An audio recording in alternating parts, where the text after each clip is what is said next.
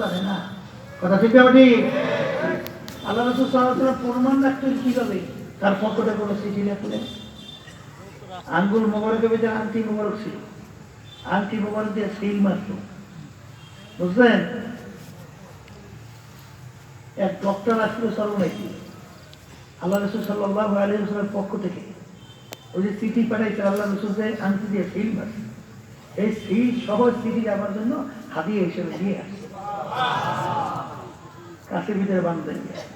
তখন দেখলাম আল্লাহ রাসূল সাল্লাল্লাহু আলাইহি ওয়াসাল্লামের সিল মোবারকটা কেমন ছিল। তাহলে দুনিয়ার দিক থেকে আল্লাহ রাসূল ছিল উম্মি, দস্তখত করতে জানতেন না।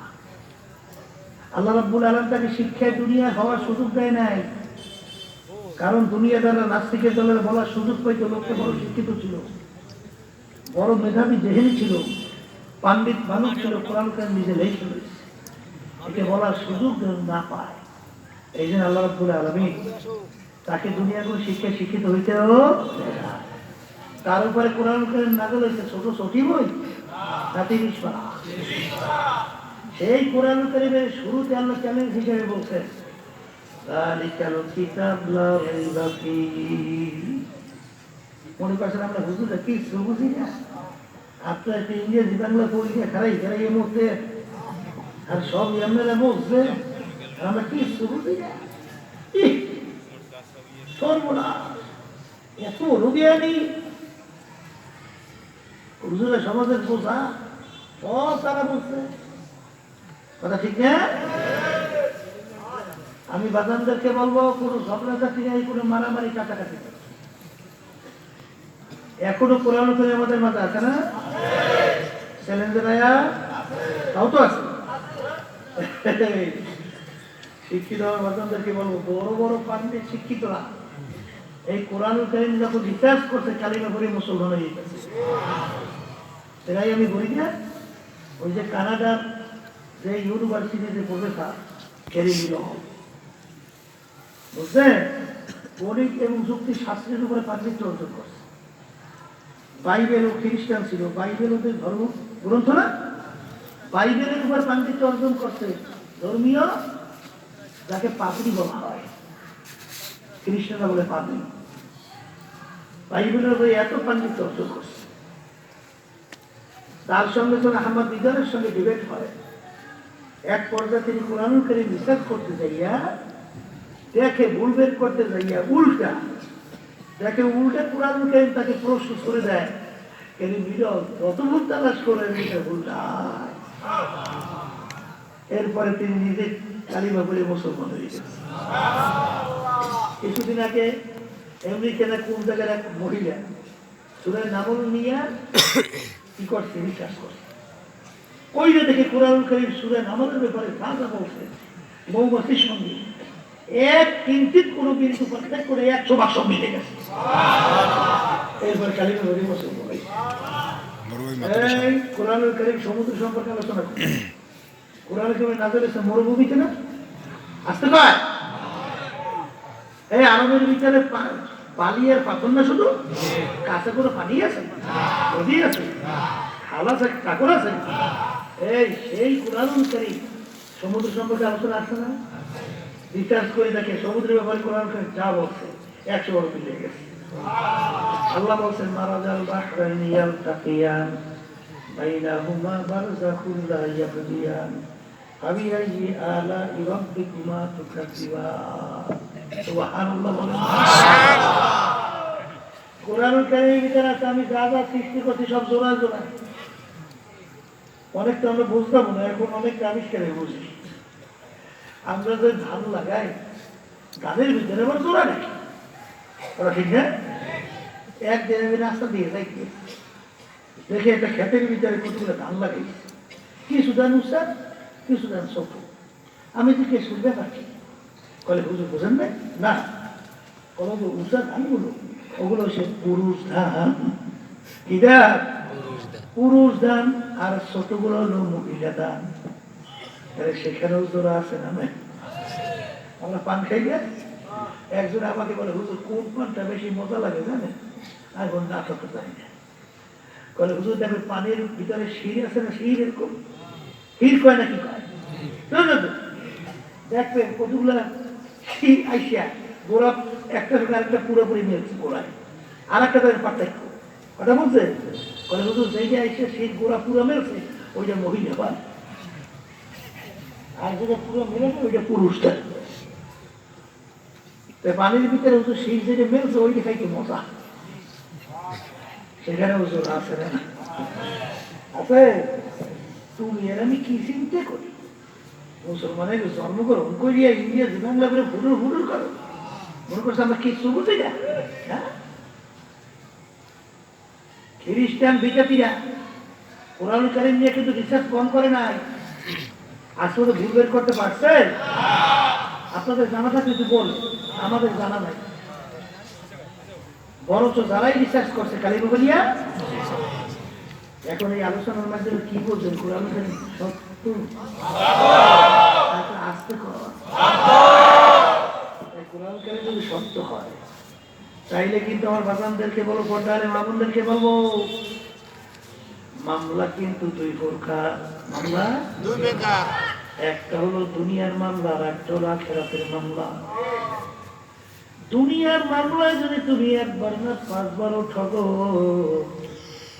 আবার এই মামলার ভিতরে চেষ্টা কইরা ফিল কইরা একবার কিন্তু আশা করা যায়, কিন্তু এই কবরের যাত্রীরা আখিরাতের মামলা, মৌতের মামলা, কবরের মামলা, কিয়ামতের ময়দানের মামলা, মিজান পুরসরাতের মামলা, এই মামলায় যদি একবার কেউ ঠগো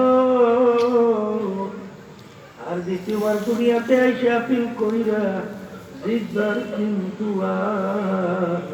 আশা না। জোরে বলো, জোরে বলো, আছে আছে আছে আছে। আর যদি না থাকে আর দুনিয়া মাজরাতুল আখিরাত, এই দুনিয়া চলে আখিরাতের সম্বল সম্পদ কামাই করার জায়গা। এই মামলা তদবিরের জায়গা কোথায়? আসতে কয় আবার মুখ খুলে বলে কোথায়? এ দুনিয়ার মানুষ, দুনিয়ার যে কোনো কাজের ব্যাপারে একটা সময় থাকে, তারিখ থাকে, কিন্তু বাজার তোমার আমার মৌতের মৃত্যুর কোনো তারিখও নাই, সময় কখন কোন সময় ডাকাবে তোমারও কিন্তু জানা নাই, আমারও কিন্তু জানা নাই। বাজারকে কখন কোন সময় কিভাবে রওনা করবে। ওই যে ঢাকা সদরঘাট থেকে লঞ্চ ছাড়লো, বরগুনা রওনা করছে, নদীর ভিতরে লঞ্চের ভিতরে আগুন ধইরা গেল, ওই আগুনের ভিতরে যুবক ছেলে আগুনের ভিতরে আটকা পড়ে গেল। এখন ছেলে বাপের কাছে মোবাইল করে, আব্বা জান দেখা হবে কিয়ামতের ময়দানে। আর দেখা করতে পারি নাই, মইরে ছাই হয়ে পুড়িয়ে ছাই হয়ে। আসলে কে কোন সময় রওনা করবো জানা আছে? এখন বাজানদেরকে বলবো, কিয়ামতের ময়দান, আল্লাহ রাব্বুল আলামিন আপনার আমার আমল নামা, দাড়ি-পাল্লা দিয়ে ওজন দেবেন না, আসতে পারবো। আমি প্রথম আয়াত শরীফ তেলাওয়াত করছি না যে আমি আমার বান্দার বান্দির আমল নামা কেটে উঠে ওজন দেবো, বলে দাড়ি-পাল্লা। আল্লাহ বলতেছেন যা নেকের পাল্লা ভারী। আলহামদুলিল্লাহ। তার জন্য আমি এমন জায়গা বানিয়ে রাখছি, মেহমান খানা। আল্লাহ আপনি আমার জন্য আমাদের সবার জন্য কবুল করেন। সেই মেহমান খানা কেমন সুন্দর, আল্লাহ রাসূল সাল্লাল্লাহু আলাইহি ওয়াসাল্লাম বলেন এত সুন্দর কেউ কোনোদিন চোখে দেখে না, তার চেয়েও সুন্দর। বলে আলহামদুলিল্লাহ। এমন সুন্দর যে কেউ কোনোদিন কানেও শুনে নাই, এরকম এরকম সুন্দর হইতে পারে, তার চেয়েও সুন্দর, তার চেয়েও এমন সুন্দর যে কেউ কোনোদিন পরিকল্পনাও আসে নাই, এরকম এরকম এরকম সুন্দর হইতে পারে, তার চেয়েও সুন্দর। এই দুনিয়ার শান্তির ভিতরে ভেজাল আছে না নাই? আবার অশান্তির মধ্যে শান্তি। আমরা খাই শান্তির জন্য না অশান্তির জন্য? খাওয়ার পরে কি অশান্তি না শান্তি? খাওয়া পরে উঠে হাঁটতে পারে? অশান্তি লাগে না?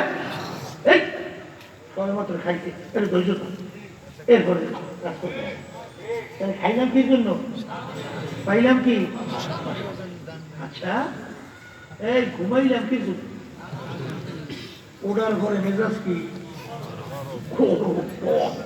এই এমন কথা, এই সবাই তুমি দিয়ে বসছে, মেজাজ কিন্তু খারাপ। কি বলো না বলো না? এরা তো ঘুমাইলাম শান্তির জন্য, পাইলাম কি? শান্তির মধ্যেও আবার অশান্তির মধ্যেও শান্তি। ওস্তাদের ছাত্ররা বিজ্ঞান দেয় না, বিজ্ঞান দেয়, বিজ্ঞান ছাত্র বিজ্ঞান খাইয়ে কি দেশে ডলা দেশে কি পায়, ডলাদের শান্তি পায়। কথা কর না, ডলাদের একটু অশান্তির মধ্যেও কি, কিন্তু আল্লাহ রাসূল বলেন আখিরাতের শান্তির মধ্যে কোনো ভেজাল নাই, শুধু শান্তি আর শান্তি। আল্লাহু আকবার। অশান্তির মধ্যে কোনো ভেজাল নাই, শুধু অশান্তি আর অশান্তি। আল্লাহকে আমাকে মাফ করে দিবে। আল্লাহু আকবার। এই এরপরে কিয়ামতের ময়দানে মালিক আমল নামা দাঁড়ি পাল্লায় দিয়ে ওজন দেবে, যাদের নেকের পাল্লা হালকা হবে, গুনার পাল্লা ভারী হয়ে যাবে। আমার মালিক বলবেন ফাগুল্লুহু, ওদেরকে বাঁধো, মিন ওয়ারাইহিম জাহান্নাম, ওদেরকে নিয়ে আমার শাস্তির জায়গা বানায় রাখছি জাহান্নাম, এই জাহান্নামের ভিতরে ফেলাইয়া দাও। এই কথা আমি বলছি, আমি বলছি, কে বলছে? কে বলছে? এখন আমার বাজানদেরকে বলবো, নেকের পাল্লা ভারী করা লাগবে না? আসতে পারে